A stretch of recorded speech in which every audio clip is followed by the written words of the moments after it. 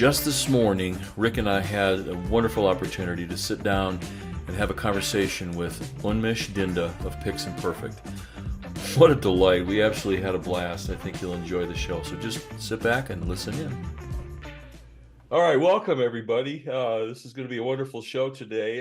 Just wanted to say hi to my cohort and brother in life here. Rick, how you doing, sir? Good, Jeffy. How you doing? I'm excited. We've got a great guest for our talk today, and we're going to hopefully throw out some great questions, and he'll have a lot of good information to share with us. And we just have to keep from stepping on each other's toes and keep it to a minimum. No, I think this is going to be fun. So we have with us today an up and coming star. I shouldn't say up and coming. He's already hit the market pretty well. Folks are really following Unmesh Dinda with his Pix and Perfect YouTube channel and website.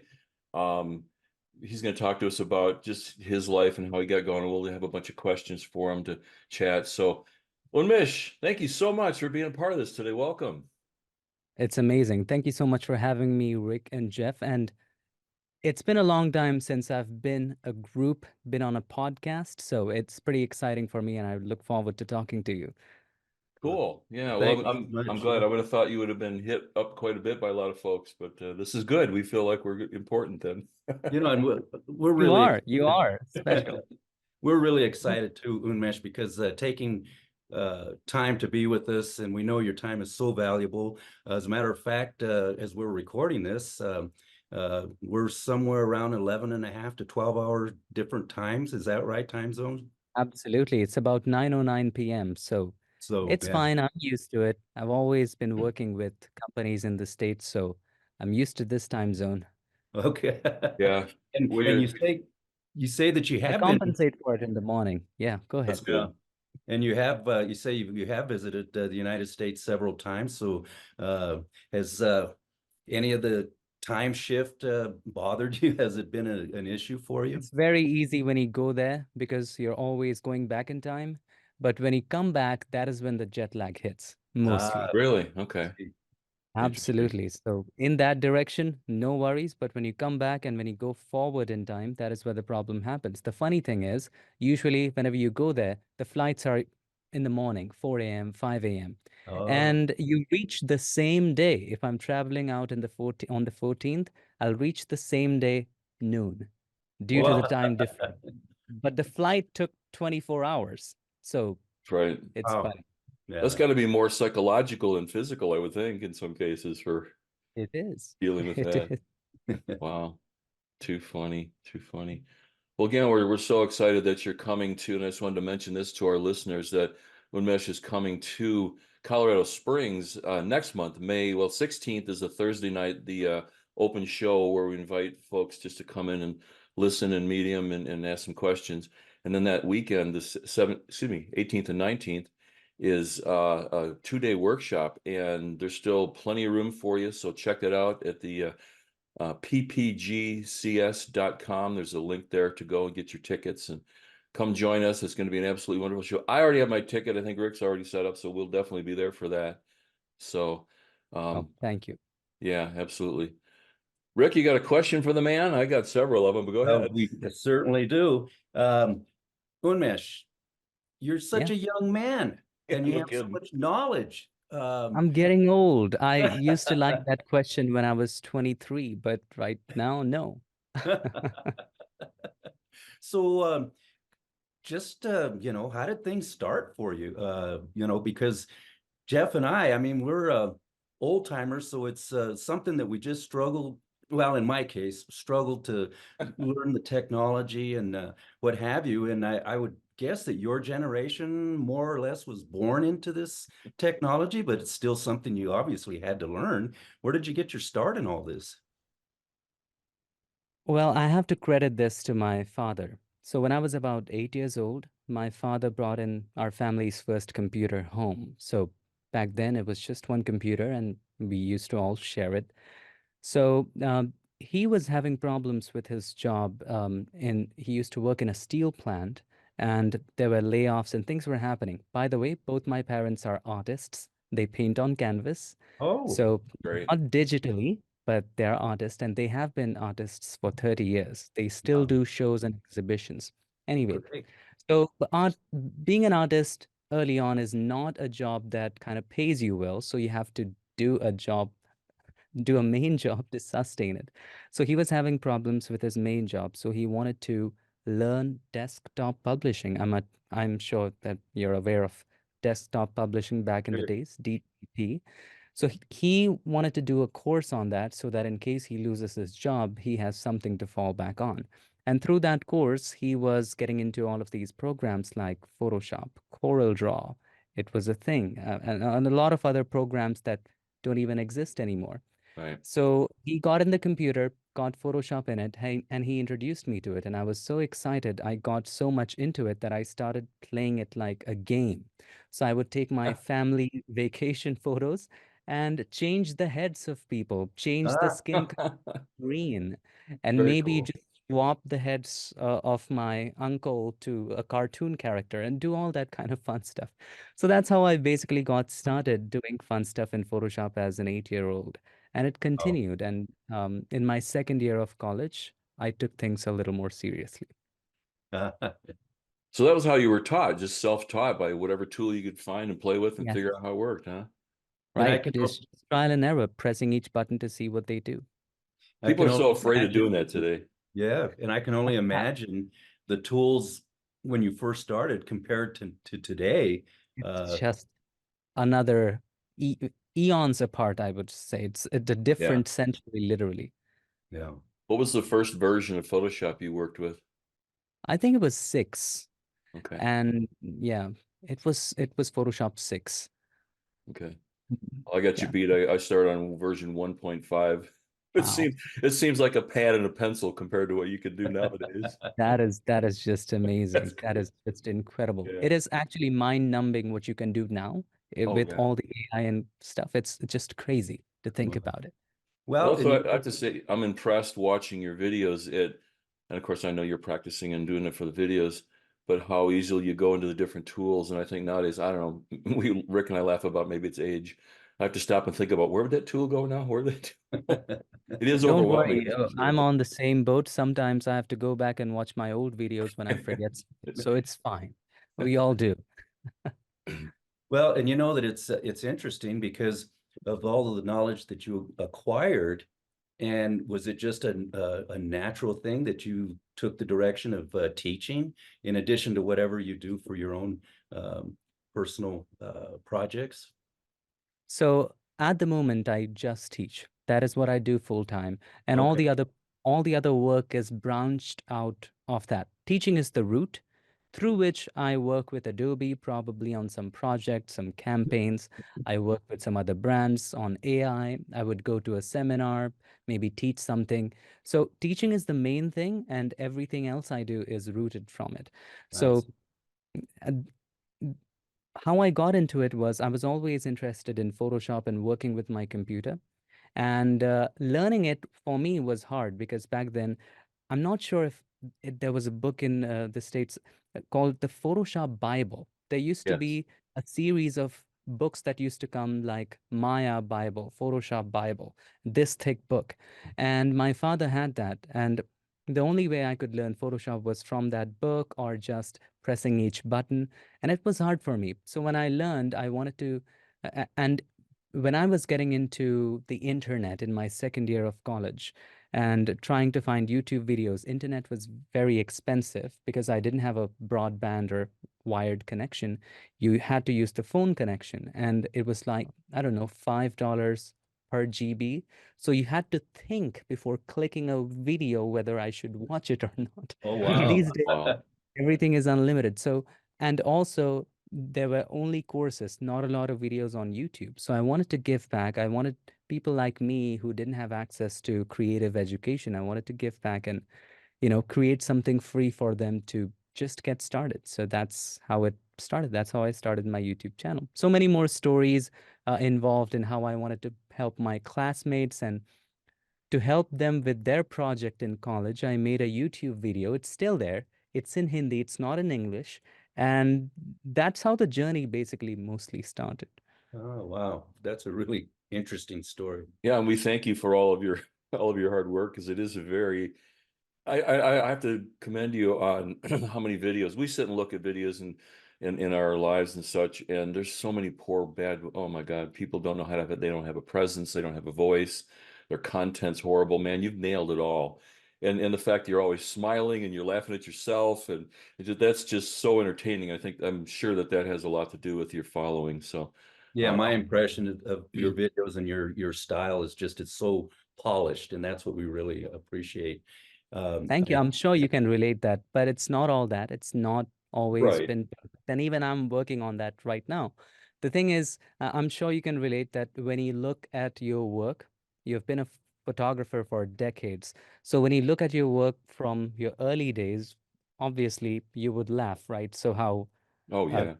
how Exactly. crappy our works can be. The same way when I look at my first videos, it just makes me laugh. So I have to say that my creating videos mostly taught me a lot about communication. I was not able to speak English that well. And Well, you even now, certainly do more, now. but it has gone better than it was before. I'd say no problem now. Yeah, Yeah, yeah. that's great. Very cool. Well, you know, and you hit on a word that triggered something in my mind, communication. Um, and you obviously have a lot of subscribers, a lot of followers. I'm understanding somewhere in the millions. 5 million right Wow, now. wow, that's Sorry, we exciting. don't mean to laugh at that. It's impressive and like, holy crap. Obviously, you know, it's almost an impossibility to be in contact with each one of them, but are there any of them that your students that maybe have really, how can I say it, success stories of your students maybe that From his really kind of education. surface for you? Maybe where they started and practically knowing There nothing. have been many messages, and sometimes I take a screenshot of it. I maintain an Evernote. So I put all my notes and every thought in Evernote. I'm sure you know about the app, Yeah, right? oh yeah. So whenever I need some inspiration, I look into it. Whenever I need some ideas, I look into it. So it's useful for my career too. So whenever I have any kind of idea from anywhere, ideas can come from any place, right? I note it down on Evernote so that it doesn't have to be organized. The great part is it is searchable. So if I want to search Right. something, it can look into it. So in Evernote, I have made a notebook for inspiration. Whenever I get a message like that, I take a screenshot and put it in that notebook. So when I'm feeling low, which is normal for all of us, I just Certainly. go through that. So yes, there have been many messages. People say, "Today I have a job because of you." And no, one of the more touching ones was that I made a video about how can you process a negative film at home with Photoshop. So you take a picture of the negative film, you take it into Photoshop, you flip it, you invert it, and do the color correction. I made a video on that. And one of the messages was that I took a picture of my grandparents and just showed it to processed it and showed it to my parents, and it made them cry. So messages like this really make my day, especially the messages that say that their career has been set up because of the things that they learned. So that Wow. means the That's most. great. As a teacher, that has to be so fulfilling for you. It is. It definitely is. Yeah, like you say, it's just a little bit, but just knowing that you've contributed to helping just somebody see something that they could do differently, and then of course turning that into a great story like that. And that's kind of fun. All the years Rick and I, we laugh and add up how many years the two of us have been in business, and we're both second generation photographers. So our knowledge is great. I sound like I'm bragging. I don't mean to be, but we've had such wonderful teachers, and it's the same thing as anytime I would turn around and do something my dad would, show me how to do, whether it was doing a portrait or working in the darkroom or something, and I would come out with a print that was what he was thinking he was teaching me. He was so excited. I mean, it was like a little kid, like I got up and walked for the first time kind of a thing. So definitely, Wow. definitely important to your career and your mindset. Yeah, yeah, that's good for you to get And those. a lot of what you do today, I'm sure you owe it to him, right?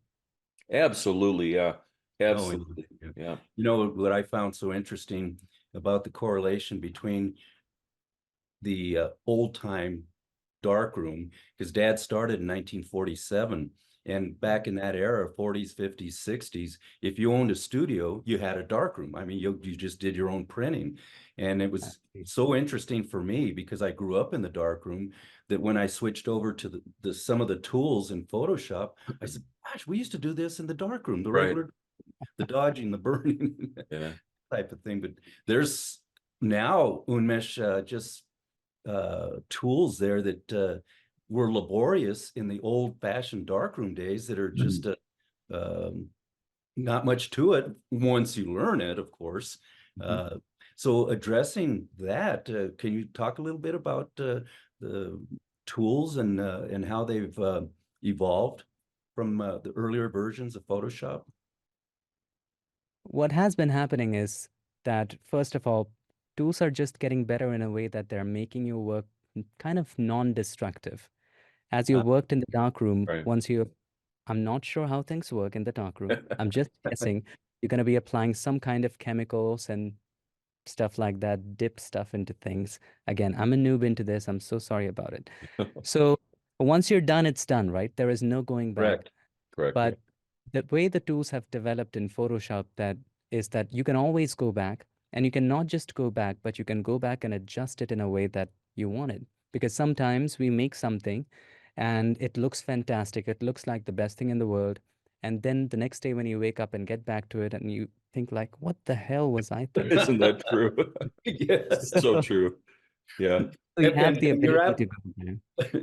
you're absolutely right because and destructive. That's such a good way to look at it because you're right. When you're in the old time darkroom, if you do a dodge or you do a burn or a color burn, it's there. But It's man, thank always goodness for layers.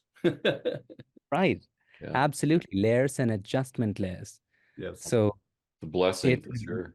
they came a long way and it's been a big thing. Other changes in technology definitely is making tools faster, removing things that were impossible possible. And Mhm. it's just been a blessing. And with generative I think it is the biggest Photoshop invention since layers.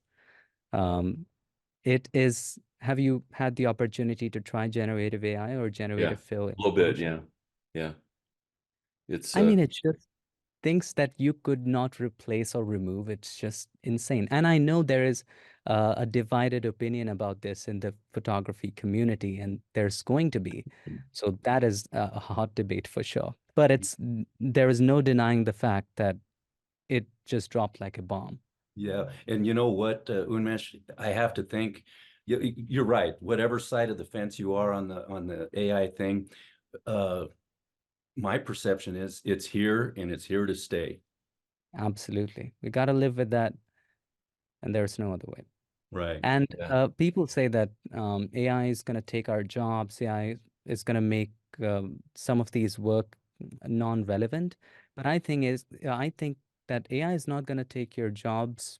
The people who are equipped, people who use AI, definitely will. So it is important that we Good um, point. stay ahead in the game, keep learning new things, and not let ignorance kick in. Like, I'm gonna be just my way. I'm not even gonna look what is happening. It's fine to even just continue to shoot film. That's all right. That's a style. But I believe that you should not ignore it, at least. Yeah. Well put. Yeah. And I think that's been a subject in whatever the actual topic was over the years. There's always something new that you're right. If you don't, maybe not as big as AI, but if you don't embrace it and learn it, it's going to trample you. And because your competition, in our sense, would definitely learn it. And then now, what are you going to do? Right. And Yeah, our and biggest. Oh, go ahead, go Rick. ahead, Jeff. I'll say our biggest thing nowadays is Rick and I are both very much supporters of the image competition. That's why we have our show and PPA competitions and such. And man, what a huge topic that is, because it's, well, AI is not photography, so you can't use it. And how do we detect it? And it's got everybody freaked out. So I don't know where to go with It, that. it, Well, it's and controversial, that's for sure. yeah, and you alluded a little earlier, Unmesh, about your earlier videos, and Jeff and I, as we look at our earlier photographs, and have to kind of chuckle at them and Fringe. But the thing that is that we feel that we've all grown as we've progressed in this industry, and to that point of AI, as we look back on our earlier images and where we feel that maybe we have progressed, but there's kind of a term that keeps popping in my head: if we're not growing, we're dying. Absolutely. Um, I heard this line on a song, and it says that if you don't evolve, you'll evaporate. Oh, So That's good. that is good. I like that. I think it's true, especially now how things move so fast, especially in this world that we're talking about here in photography and AI and such, that if you don't stay with it, you will be absorbed by it and be nothing. So at the same time, don't you think it's also important to kind of maintain your own style? A lot of people get into the idea of always chasing the trends. And in that, they kind of lose their identity. We don't want that either. So you Right. need to be who you are. And at the same time, look at what's happening and maybe embrace it in a way that aligns with your identity. very well said. I think that's, especially I know from my point of view of coming through the years and having, my dad had his style. I've developed, I think, a style. I know Rick did his father.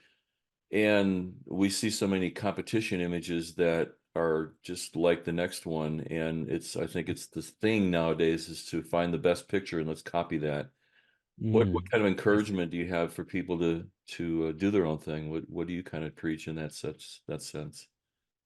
So I'm sure you can relate with this. Sometimes when you go through social media, Instagram, or any place, or even an exhibition, you look at a photo and you're like, hmm, this is captured by Lindsay Adler, no doubt.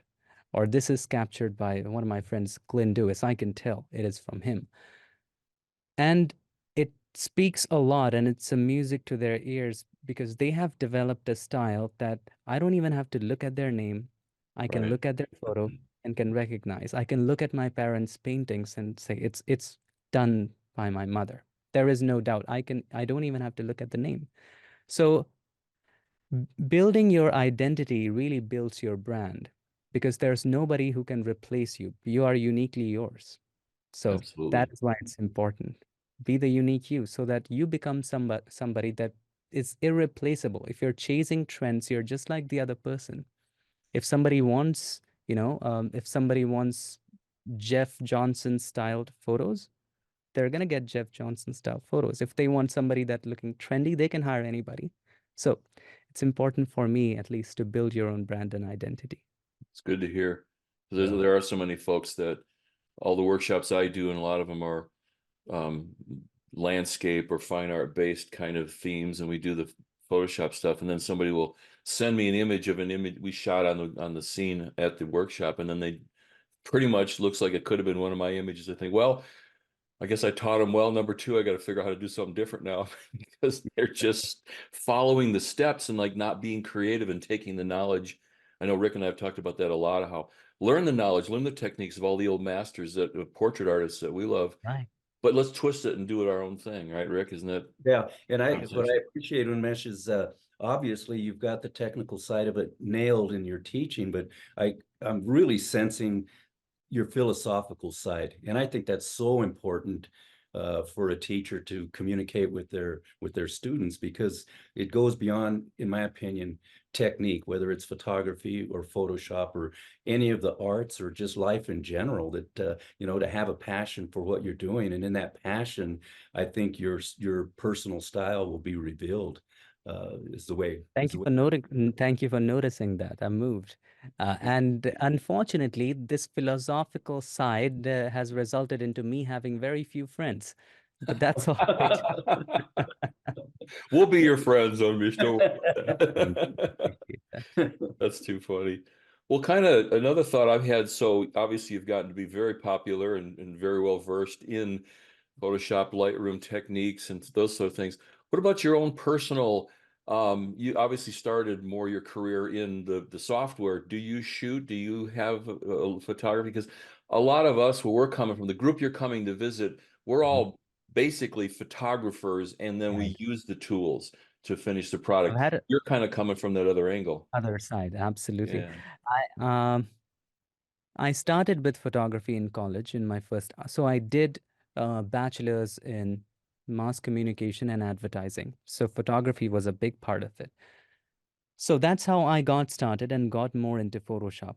Photography, my first interaction with photography was when I was just 3 years old, and I'm sure you would know that.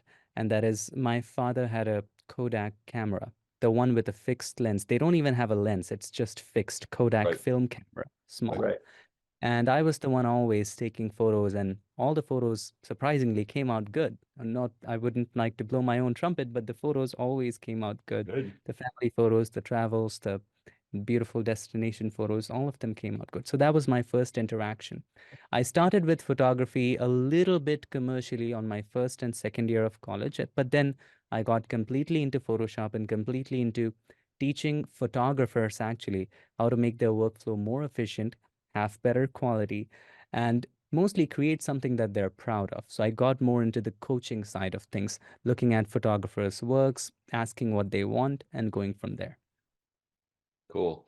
Yeah, that's quite rewarding too when you can, especially when you're able to learn how to deliver the message, how to teach, how to share and create that opportunity for people, and then have them show you that they heard you, they used their talents and were successful at it. I think that's what Rick and I are doing a lot now, is that we realize that there's a lot of people that want to learn. Let's teach them in a way that they can use it and work it to their benefits. So it's not about we're patting ourselves on the back, and I don't see you doing that by any means, but definitely rewarding, isn't it?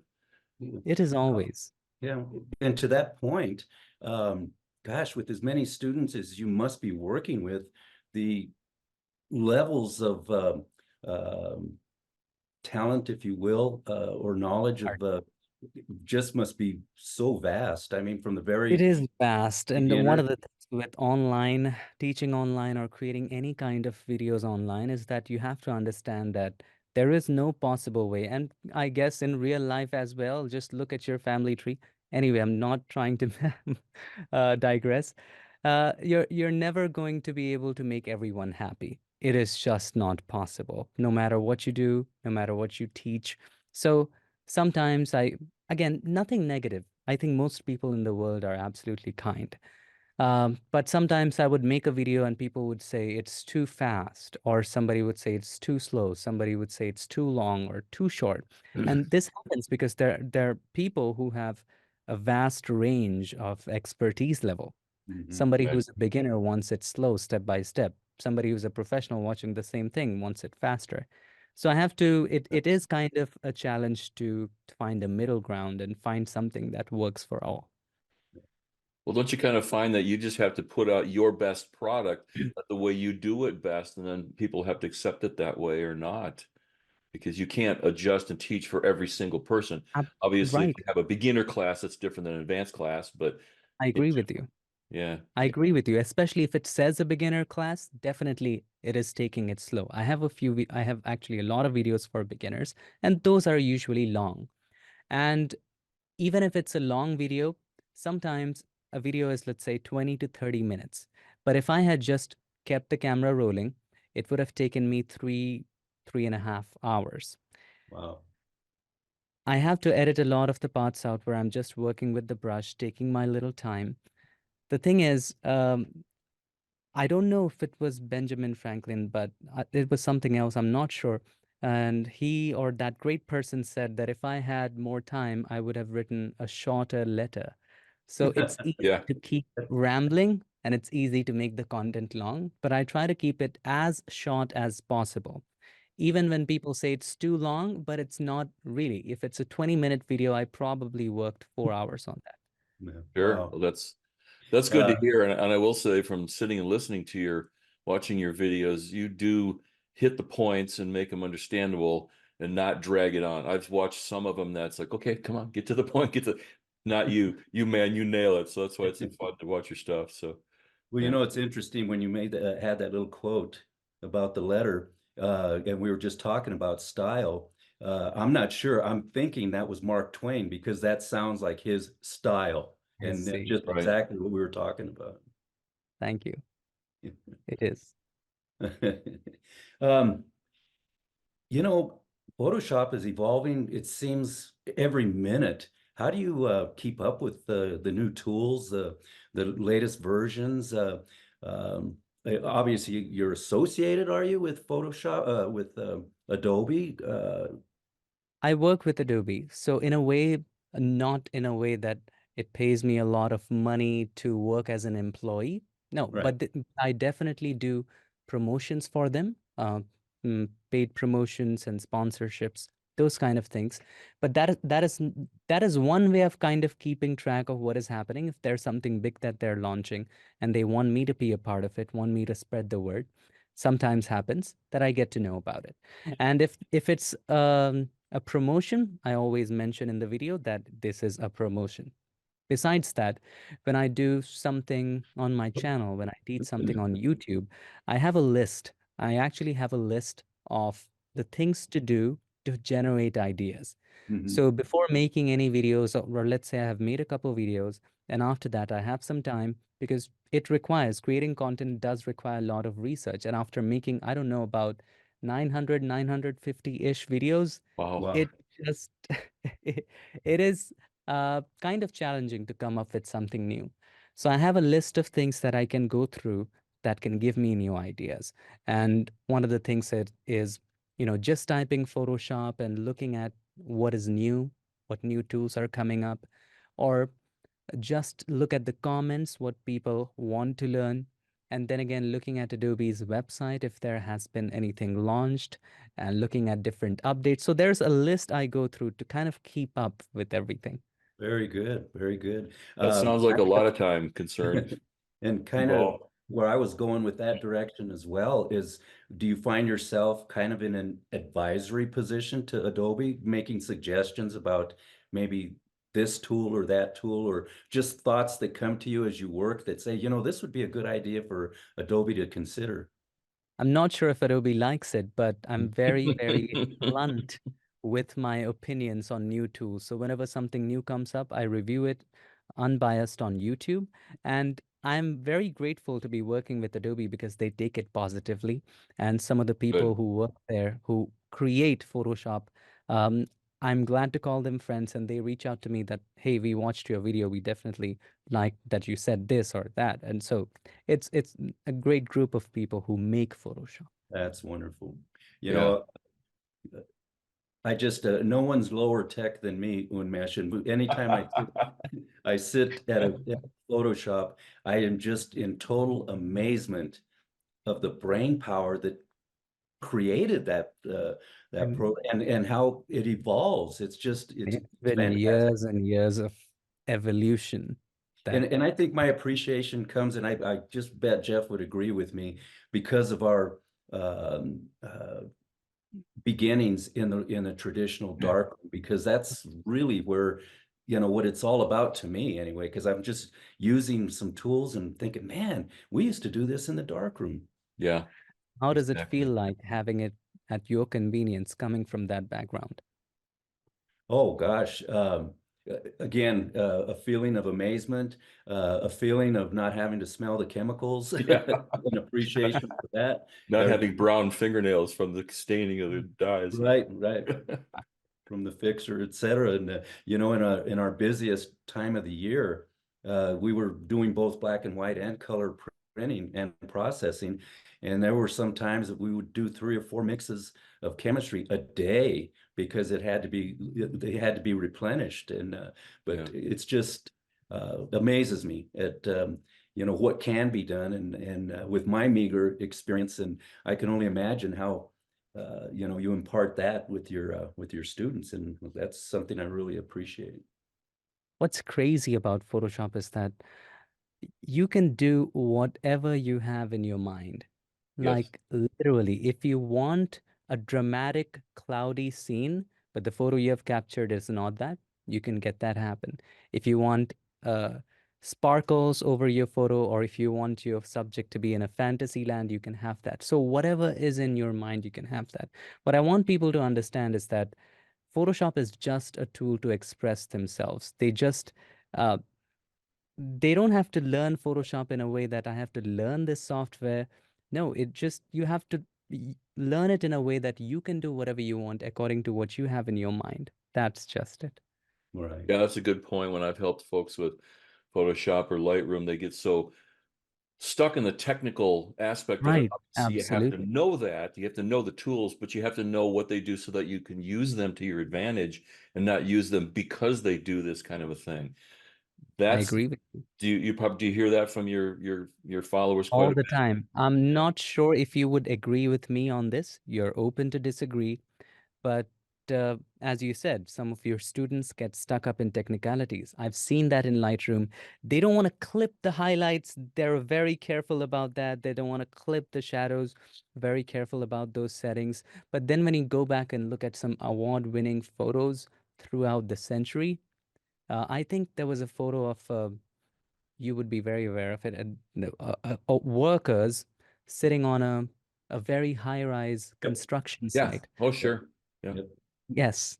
So photos like that, you would see where the sky is completely clipped, or Yeah. maybe there are no details in the shadows. Yet they're some of the most iconic photos ever Absolutely. existed. Absolutely. So it doesn't matter if you have to look at it in a way that um, your artistic vision is. That's just it. You don't have to worry too much about clipping. Now, it's important that you learn it, you understand what it is and what it does, but you don't have to follow it.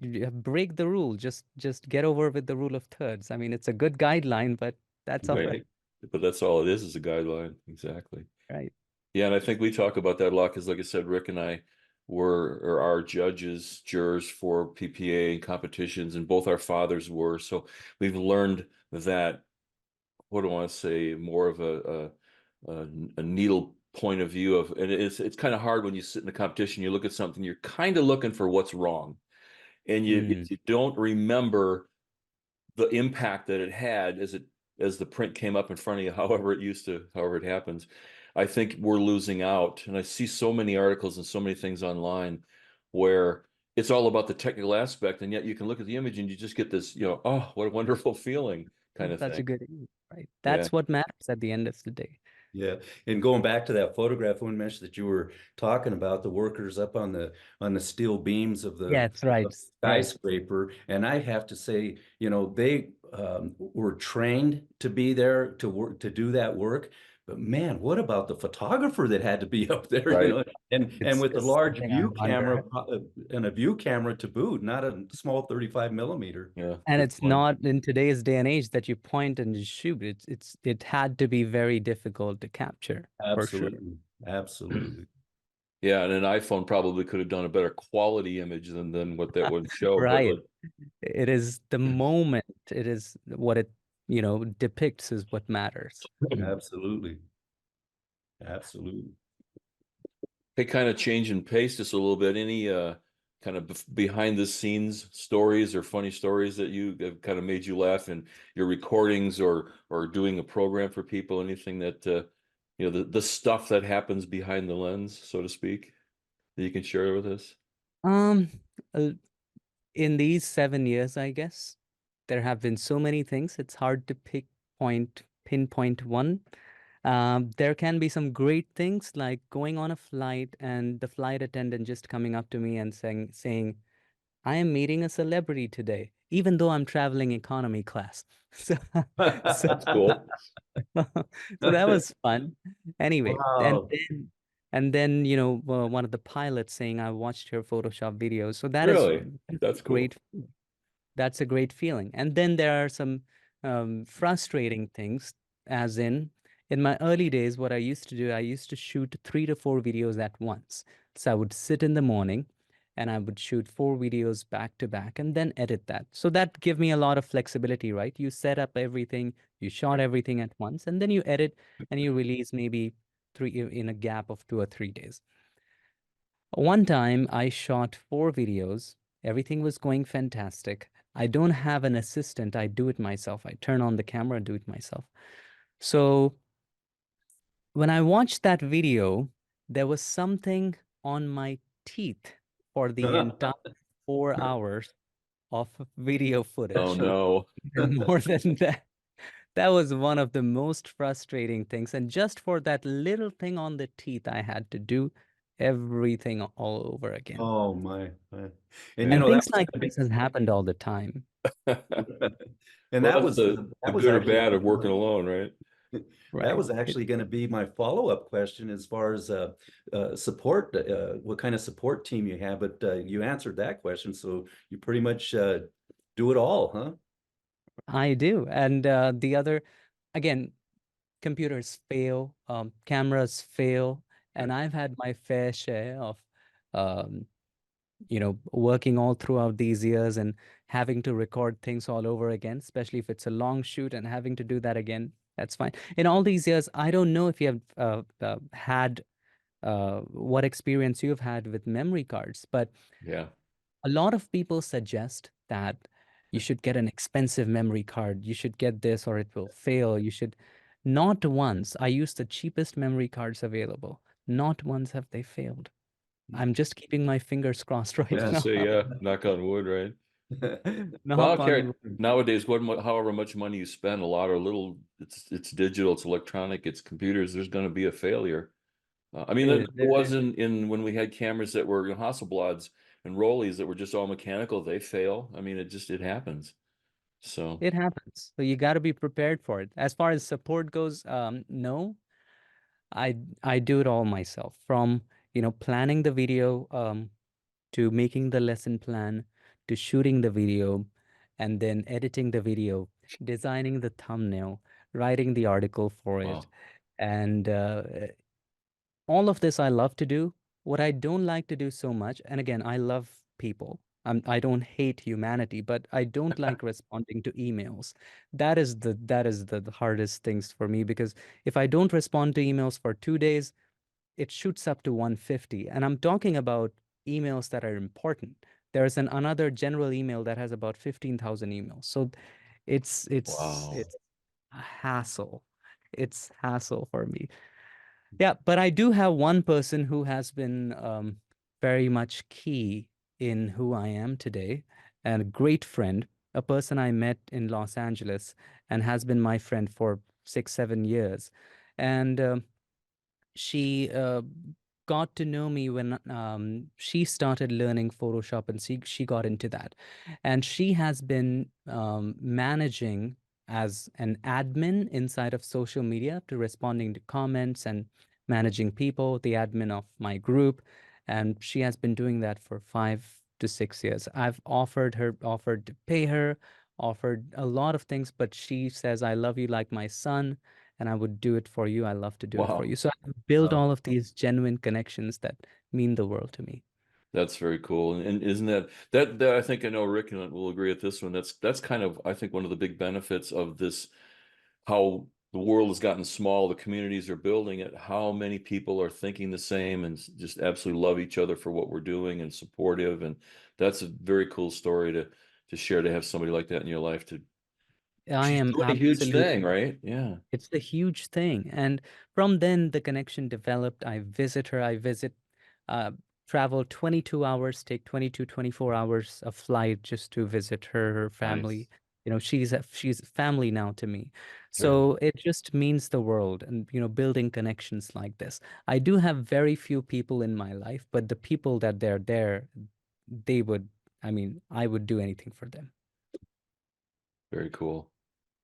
Well, that defines success when you have Does.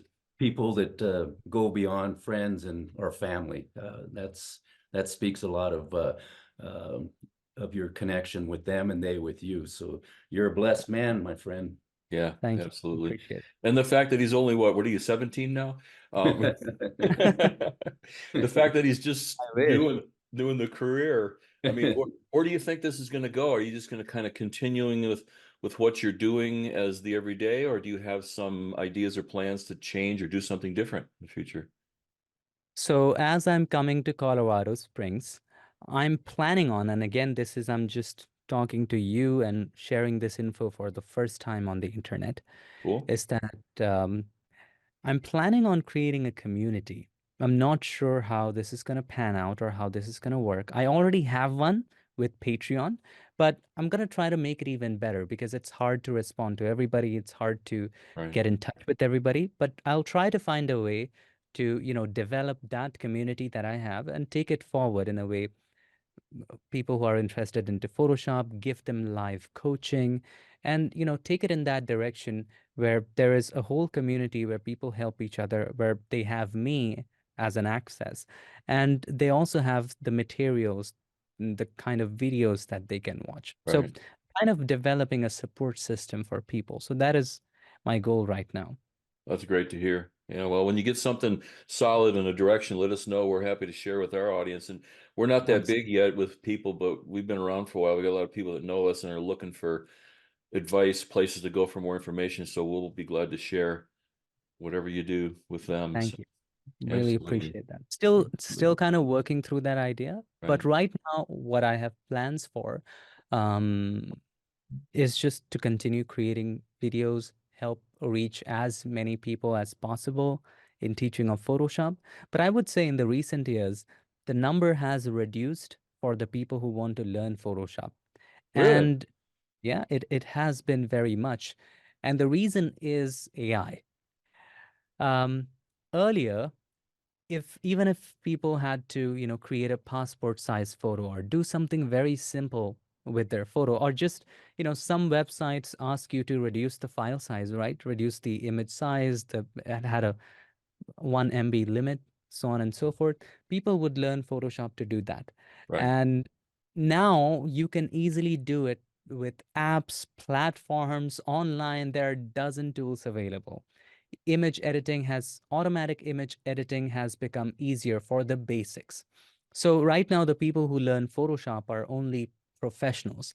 The general people who had to learn a little bit of Photoshop to get their work done, they're not learning Photoshop, but definitely professionals have to. It is the industry standard. So Mm. that's why that audience has kind of slightly gone. I don't know how the future looks like, but that's how it looks like right now. There's this hype about AI and different tools, but it's going to saturate soon, is what I believe.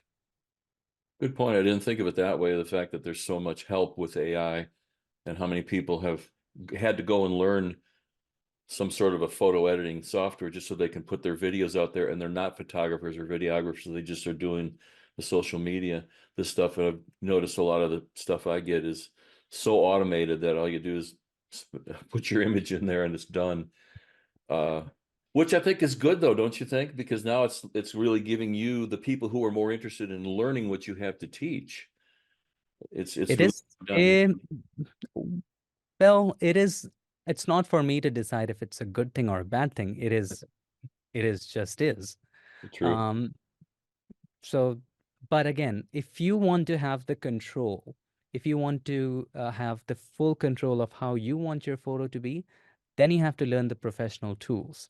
Then you have to, even the camera has auto modes, aperture priority modes, but you have to learn how to work with all of those three things to be able to do auto better, right? Yeah, So, very true. same thing with Photoshop. If you want your photos or whatever you create, digital design, illustration, to look exactly the way you want to have all the creative control, you have to learn the professional tools. There is no other way. Yeah, With agreed. AI, you just type in a prompt and you just keep your fingers crossed and you hope for a good result. And it's never exactly what you want. It is What you not envisioned, right? right. It's the AI is mostly imagination. So, Well, yeah. and Unmesh, you obviously have a global following. Do you find any particular country, culture, what have you, that I don't know, is maybe more in tuned, maybe naturally to this, or is Photoshop so universal that there's really no cultural barriers or language barriers or anything like that?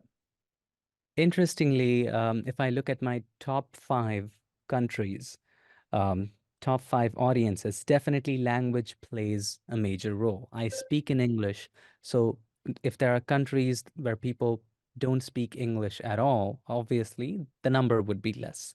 But if I look at my top 5 countries, India and US is always fighting for the number one position. Interesting. Sometimes India is number one, US is number two. Sometimes US is number one, India is number two.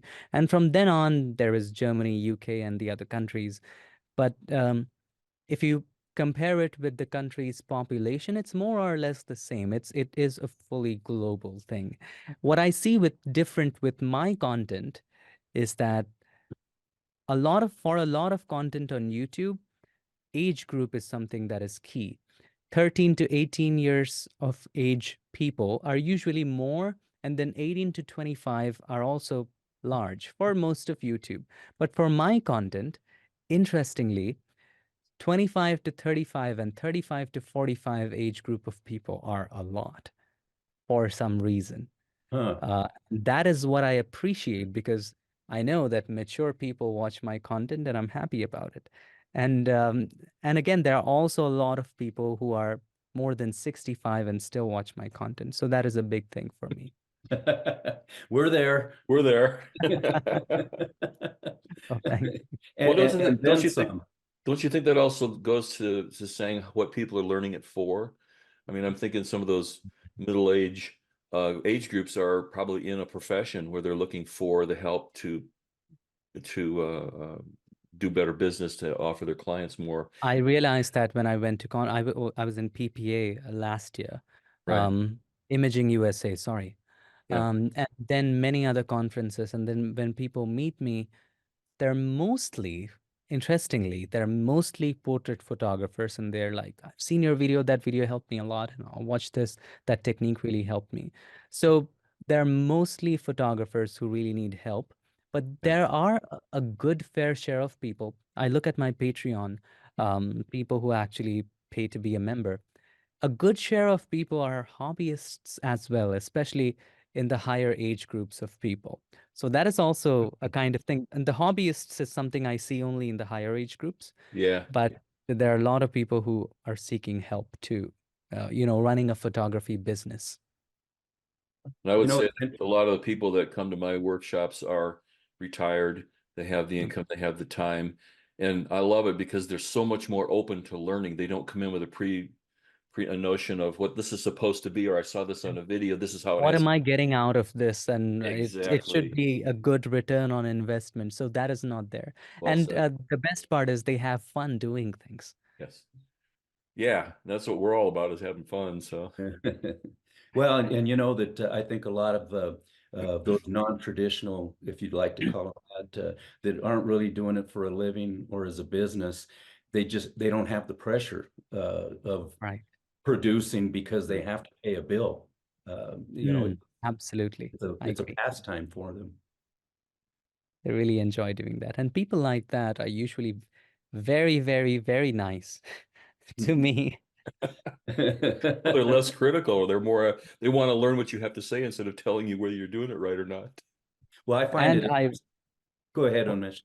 I was Go ahead. just saying that what I like is that people of that age group, and I wouldn't say that generation because people are still there. They don't belong to a generation.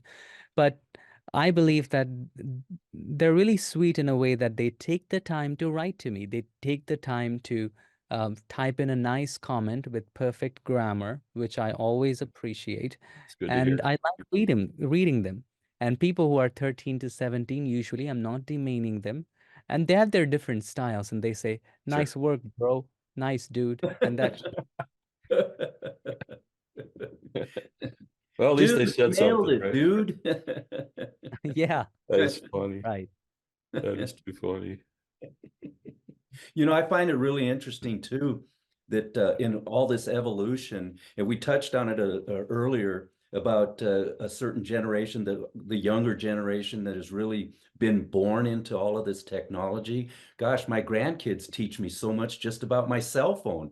Um, but I find it interesting that Photoshop is, for some time now, has been introduced in the high school levels and probably even in the lower levels of school. So the kids, this was many, many years ago when I was just kind of getting my feet wet in Photoshop, and I had just learned about the warp tool, and Mm.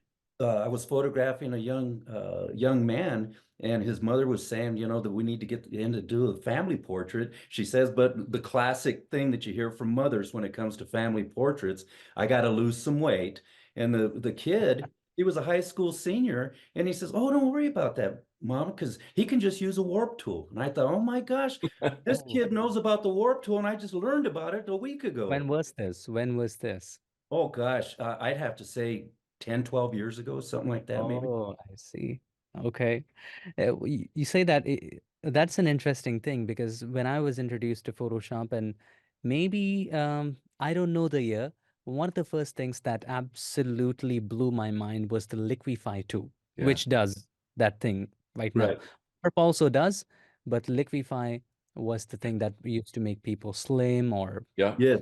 change yeah. the shape, and they still do. And So my yeah, apologies, Unmesh. I said warp and I meant liquefy. So okay.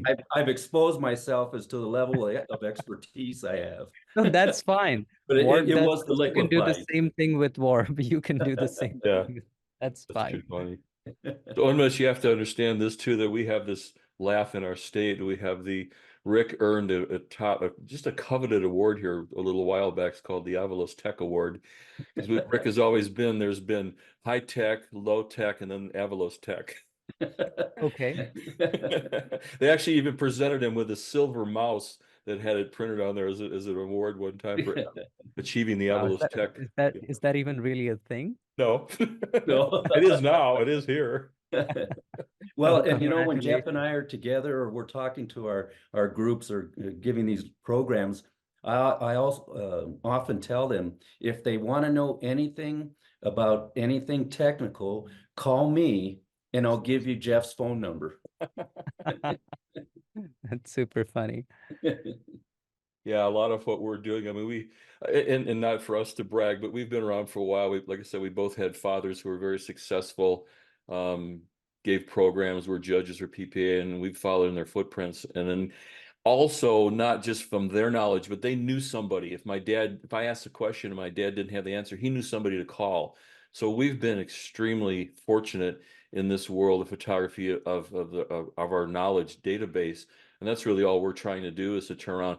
But hey, it's got to be fun along the way, otherwise it's not worth it. And that's kind of what we're all about. You listen to one of our shows and Rick throws jokes in there and we laugh and make comments and it's just, hopefully it's all done but we're right on the cutting edge of being, pretty couple of smart asses. So, but it's fun. It's fun.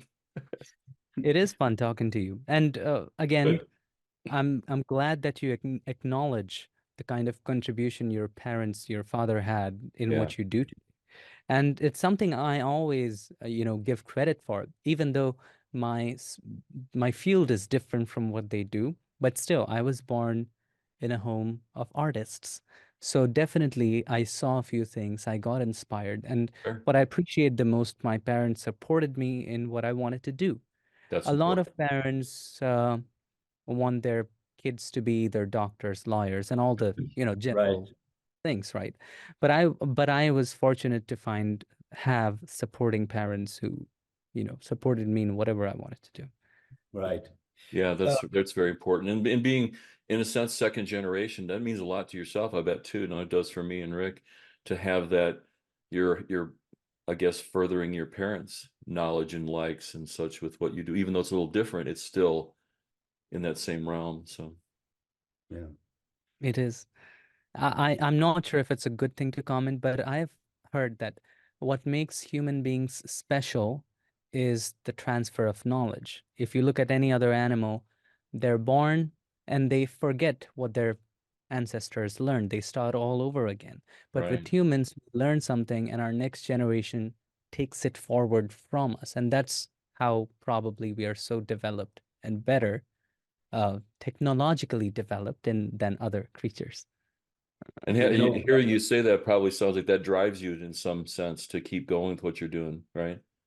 yeah. And this kind of a theme that has gone through this conversation this morning has been, as I see it, growth. And we're seeing the evolution of Photoshop, the evolution of our talents, learning and growing. And it just triggered a thought in my mind that you seem to be alluding to, Unmesh, that there was a motivational speaker, Charlie Tremendous Jones is his name. And Okay. he said, you're going to be the same person you are in 5 years, with the exception of two things. the books you read, and the people you Mhm. associate with. And I think that's just really important and an important message, because that covers the whole array of life, just in the terms of growing. And to that point, when it comes to teaching, Unmesh, do you find it more of a challenge to teach beginners as opposed to some that are more advanced? And maybe what are some of the hurdles that they encounter or have to overcome? One thing as a teacher, you understand as well is that not everybody has the same level of understanding any concept. Some Right. people need a little more help to understand, while some people, without even explaining, just by looking at it, they just get it. Some people, you just hand over them a brand new phone, they figure it out in 5 minutes, while Mhm, some people may need some more assistance. mhm, So, what I am good at is breaking down concepts. I know this. I'm not good at a lot of things. I may not be the best photo editor. I may not be the best image creator or an artist. But what I am good at is breaking down concepts in a way that even a child can understand. And I have a lot of fun doing that. And that's why I got into the profession of educating. uh, And it's always fun for me. And sometimes I would just raise my hand to say something, and back in the school days, and the teacher would call me to the blackboard, and she would say, "Okay, why don't you explain the concept?" And I would just enjoy, having an audience and explaining the concept and breaking it down in a way that they understand. And it was always fun for me. I always loved speaking uh, to an audience. yeah. And I would imagine that you get quite a bit of enjoyment with in-person type teaching because of the energy and the feedback that you must get. Right, you know that. It's different. You're meeting real people, you get to shake their hands, you get to hear what their problems are, you get to personalize your answers. It's just a different thing.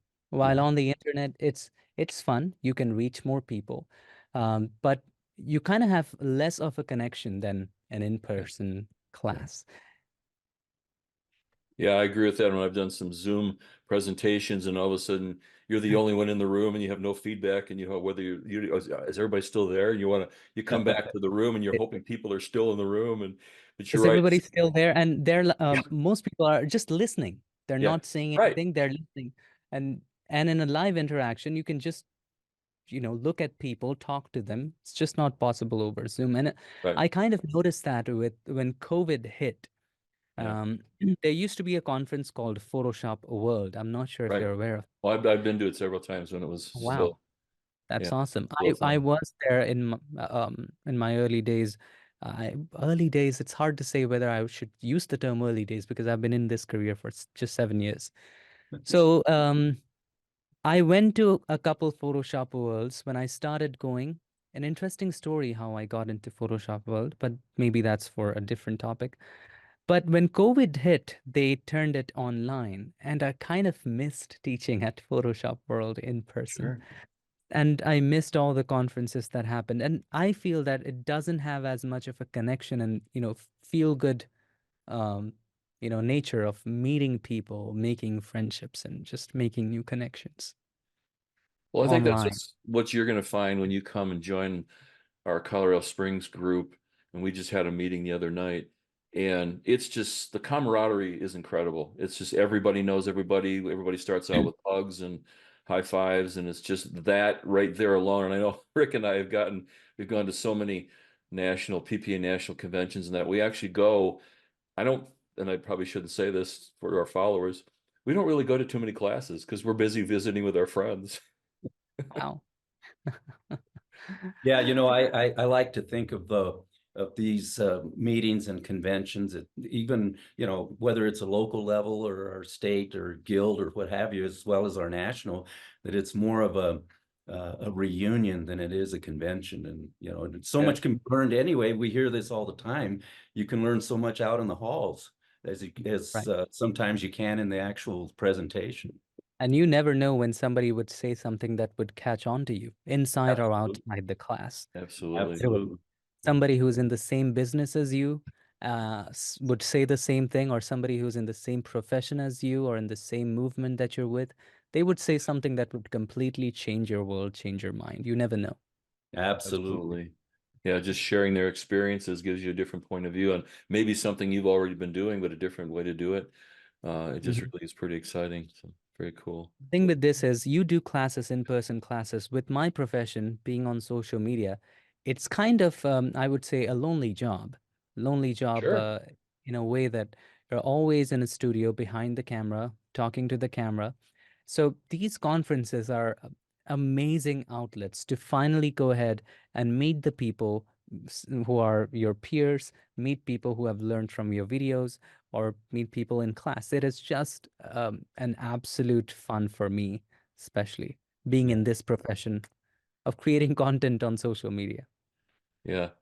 Yeah, it's definitely, while it's a very cool thing, it is definitely different than what Rick and I grew up with doing, going to conferences and doing programs for conferences where we're standing up in front and the people who are watching us are 12 feet away. Yeah, and it's Mm. friends and, new people and the room is full or not full. Totally different point of view. The interactivity and the feeling you get from sitting and looking at the camera and wondering if anybody's still out there. But and um, I do want you to have an opportunity to blow your own trumpet on this one. I mean, you've got such a tremendous following. To what do you attribute that? I mean, there's tons of other educational videos out there on Photoshop and other softwares. What do you think sets you apart that you have such a great following? I think I should take my own advice on this, because it is easy to lose track of this thing. And that is consistency. I've been consistently creating videos, and that has resulted. You see the numbers. I don't look at the following more than the number of videos I have made. So far, making 900 videos is a big thing for me. And consistently doing it over the years is what I think has rewarded me in other ways as well. For example, it has made me better at communicating. It has made me better in Photoshop. And I'll let you in on a little secret. 90% of what I know in Photoshop is what I learned after I started teaching. Oh, yeah, I agree with that one. Yeah. Oh, cool That's though. interesting. That's interesting, Unmesh, because we hear all the time. At least I have, as I've been growing up, that the teacher learns more than the student. Yeah, I couldn't agree more, because you have to absolutely. prepare for the students, and that in a way that you're absolutely educating yourself. Yeah, and Right, right. repetition of saying that, teaching it over and over again, kind of thinks maybe this does work. I'm Yeah, teaching to it, it become must a work, right? teacher, you better learner. Yeah. Well, Anmesh, what do you think sets you apart? I mean, we were looking at something the other day, and the numbers of podcasts that are out there the number is in the millions.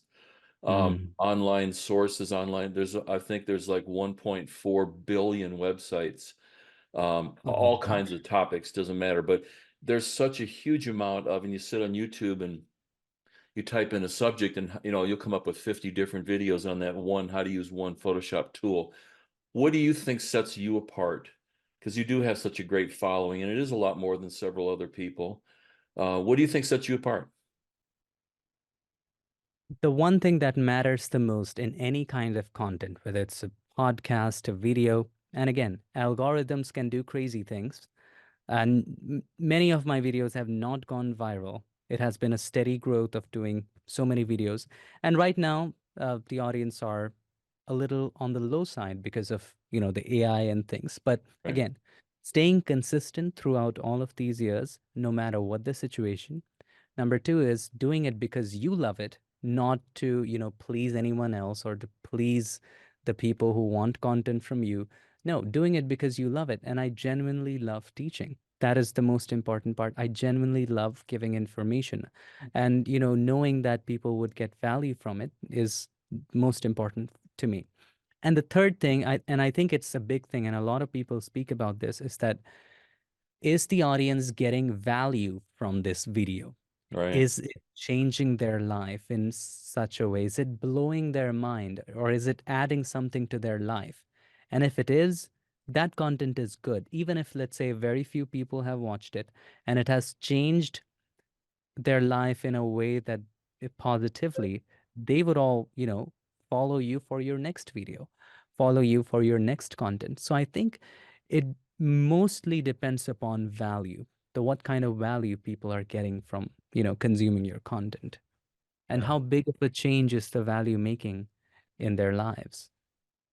Well, what I find interesting is you script your videos, you uh, film your videos, as we would say in the old days. Uh, you teach, you do your own editing. You're in demand for podcasts such as this, and we're so grateful for that. Um, you set up your own sets. You get the work done. Unmesh, when do you sleep? It's a good question, but I do get a good sleep. Things have changed. Things have changed, especially these days. I've taken the time to focus on other aspects of my life as well. Earlier, I was in college when I was doing this, so I would wake up at 3 a.m., plan out the video, shoot the video by 4 or 5, and then go to college. And I used to live, so back then I was in Mumbai, and I used to live a little outside the city so that the rent would be cheaper. So I took a train, a local train at 5 a.m. It used to take 2 hours for me to get to college. Goodness. Then after college, 2 hours from the train back Right. home. And then edit the video and release it by the evening. That was my routine for at least 3 years, two Wow, to 3 years. that's What a impressive. work ethic. What a work ethic. And I was boy, gonna say, yeah, that's So but impressive. now that time I used to release 3 videos a week. These days, maybe 1 video a week because there are other things that have come up. Like I have to respond to emails. There's Patreon. There's the events that I'm doing or working with Adobe or so many other streams that have come up that I have to pay attention to. And that is why it has kind of slowed down these days. And and these days I'm also focusing on my health too because good. I damaged a lot of my health trying to do that to the point where I had to go to the doctor for my back even as a young guy. So Ooh, it Yeah, took a you lot of know, exercising and stuff to, get good. back in. right, Yeah, right. definitely take care of yourself because you get to this age, well, shoot, you get to your 40s. You wake up in the morning, why does my knee hurt? And no reason, and it does, and it messes up the day. And it just does. And that triggers another thought physically. It's very tempting, Unmesh, for any of us to sit at the computer all day. Right. Um, Right. what are your thoughts on that that you can share with as far as an hour at a time, get up, walk around? What are your thoughts on that? First thing you need to do, get an ergonomic chair, Okay. period. That is the most important thing. I mean, this is your passion. This is your bread and butter. This is how you spend most of your time. I believe in spending most of your, I believe in investing more according to how much time you spend on it. If Yeah. you spend a lot of time with your computer, invest in a good computer than buying, an expensive car because that is what's, bringing you more business. That is what is your passion, Good right? point. So invest more in a good mattress because you spend 1/3 of your life sleeping. So these things matter. So in a way, when it comes to computers, invest in a very, very, very, very good ergonomic chair that gives you a good lumbar support, and it has controls. I have one I've been using for 3 years, 3, 4 years. It has good controls that can adjust the lumbar support. If you need some rest, it can lay down a little bit for you. It has neck support here that can help you rest your neck, and it keeps everything ergonomically well. That's number one. And as a photo editor, as somebody who edits videos a lot, I have to spend long hours with the computer. So it can easily lead to a very, very sedentary lifestyle. I have a sedentary lifestyle. So involving yourself in something that, makes you active. For example, I go out every other day. I would go to the gym, work out a little bit, And that is what I do. So I think people have to decide what works for them. Maybe it's a sport, maybe it's something else, something just to get out Yeah. and do something active in your life. I think these things are very important to me. What about yourself? Absolutely. No, I totally agree. It's just you get to a point where you rely on your routine, or I shouldn't say rely, but we fall into the routine and maybe we don't go and walk or we don't go and work out. And all of a sudden 3, 4 months have gone by and you wonder why your back hurts. You wonder why it's hard to stand up and you think, oh yeah, I quit. So it's that I think it's more of the exercise in thought of keeping the routine alive and not just, Another thing, I learned it from my doctor. I'm so sorry to interrupt. no, you're fine. And that is doing back exercises very, Yeah. very regularly so that Especially you when you're don't have, sitting. Yeah. right. As you sitting, you can do some exercises in the morning before you start your work. It really helps. I mean, it actually helps in a way that is very, very significant.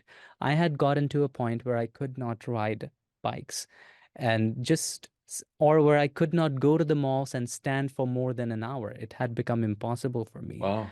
But Oh, these exercises, going to the doctor, going physical therapy, getting active in the gym, completely, entirely fixed it. And I have been healthier than I've ever been, even as a child. So it's just making a routine of things and just doing it regularly and doing it because you feel good. I think it's very important. And recently, I've also been focusing a lot on nutrition, eating what, makes you feel good, actually, eating what makes you more active or gives you more energy.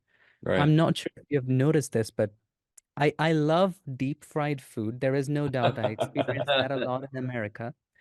And one of the things that I was shocked to know about was they had a cheese block they deep fried and served. Sorry, oh, not cheese blocks as well, and butter as well, fried butter. That was the Yeah. thing it's I They'll was fry like, anything here, man. oh my gosh, what is that thing? I love the taste of it. Every time I go, I would have something fried, maybe a fried chicken or fried chicken wings or something like that. I'd love that. But eating that on a regular basis is not just bad as in for health, but also it makes you feel very tired just Yeah. after you've had. Yep. So You don't just think very keeping, clearly either. right? Yeah. So Yeah. just keeping note of what you're eating that will give you energy during your work. Yeah, well, And you we know, I like want you to come to America, but you better be careful of every restaurant's going to kill you around here. well, I there, love I think, go ahead, Unmesh. I was just saying that the first time I came into America, one of the things I fell in absolute love with was ranch. It was my first time experiencing ranch, and every restaurant I went to, I just put in a lot of ranch in my salad or whatever that I was eating. I would dip ranch in it, and I took a bottle of ranch back home and even tagged in Hidden Valley. I posted a photo about it, and Hidden Valley actually responded to that photo. Sure So that was about a big, big thing for me. Yeah, you were saying something? No, I was just going to say there are really at least two truths in life. Baby anythings are cute, and you can deep fry anything and enjoy it. Come again? What did you say? The first thing that Baby, yeah, baby, little baby, like a yes, little yes, anything. yes, a puppy, a little human baby. yes. Baby anythings are cute. Right. It's And deep fry. Oh, I Yeah. see. Yeah. and Deep you fry just makes anything tasty. There is yes, it no does. doubt Yes, it about it. does. So I mean, you Unmesh, can if you deep ever fry an get onion and have blooming onions. That was just that's boom. good stuff. There's a restaurant in Memphis, Tennessee, if you ever get there, and their big thing is that they supposedly have never changed the oil in their deep fryer. And obviously it's changed, but we're talking like almost 100 years. But they deep fry everything. I mean, you can order a cheeseburger and they'll deep fry the whole thing and bring it out. Gosh. Even you can order an ice cream dessert and it's deep fried first. It'll make you sick. It's so good. Your Oh, your your art your arteries will be begging for mercy. Yeah, no kidding. in actual literal terms, it is something to actually die for. And promise you will if you do it enough. That's That's for sure. that's for sure. Oh my goodness. Oh gosh. Rick, how are we doing on time, sir?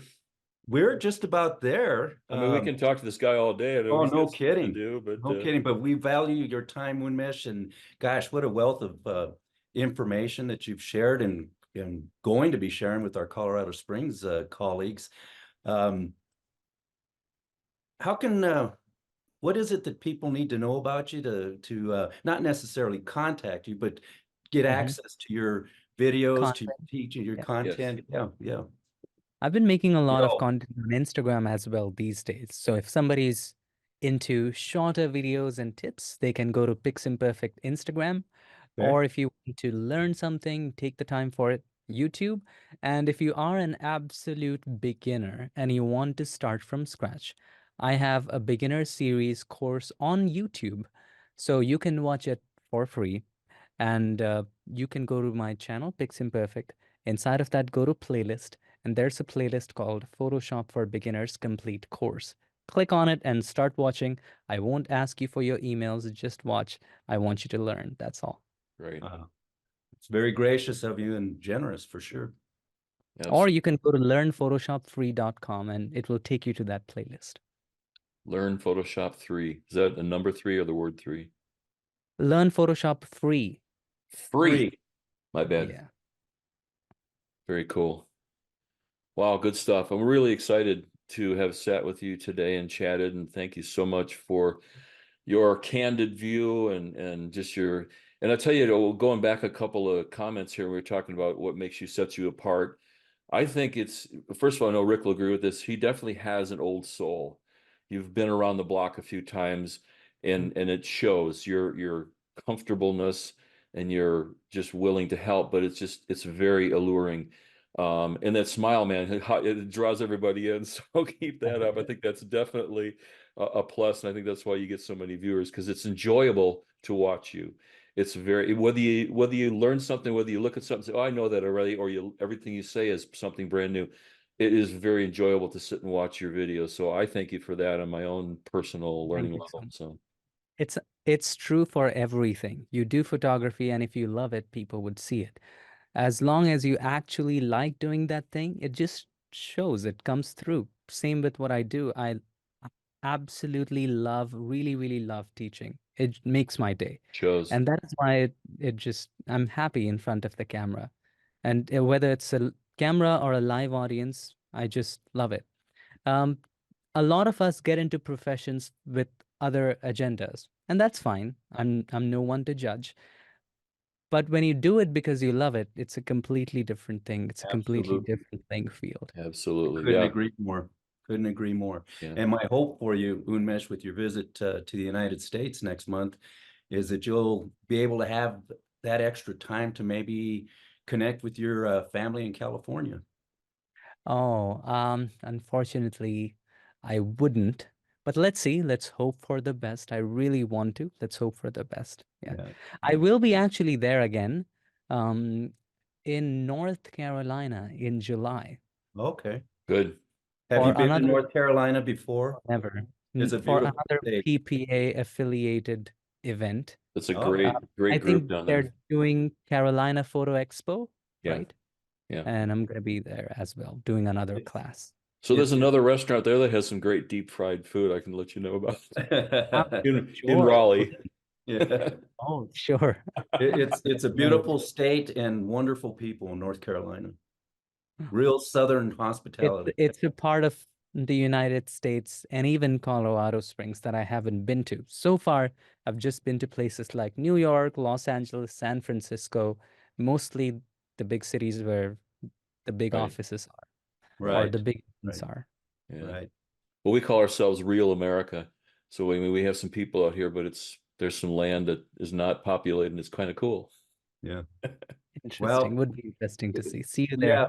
The saying here in the United States is Wyoming has more sheep than they have people. Yeah. Oh, so Yeah. is it the place Wyoming? Which place is that? It's That's just north north of, of Colorado. It's the state just Okay. north of Colorado. Yeah. Oh, I see. yeah. Yeah. And if you ever, I'm if you still on look at my if you course do map.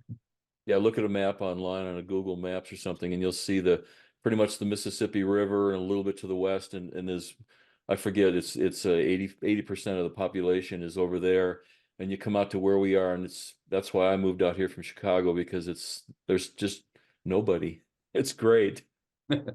I've been to Chicago for a flight change, and what was shocking to me when I first went to the United States was how I saw it in the movies versus how it is in real life. Mhm. In the movies, you always see big skyscrapers, big buildings, a lot of people on the Sure. streets, and the yellow taxi and whatnot, because they always show Los Angeles, New York, Right. and San Francisco, and all of these limited cities. But when you go to the US, it's mostly straight highways, big, I would say one store conventional, what do you call it? The stores where you get the regular stuff, You mean like a groceries, mall? convenience stores. Oh Convenience yeah, stores. yeah, Yes, yeah. like Costco, Costco, yeah, yeah. Costco and stuff. And Sam's that's Club, yeah. yeah, it's beautiful. Yeah.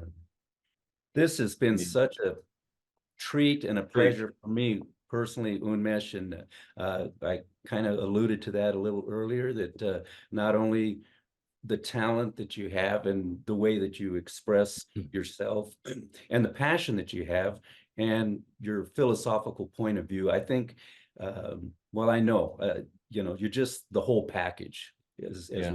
we say. And I am very, very grateful for your time.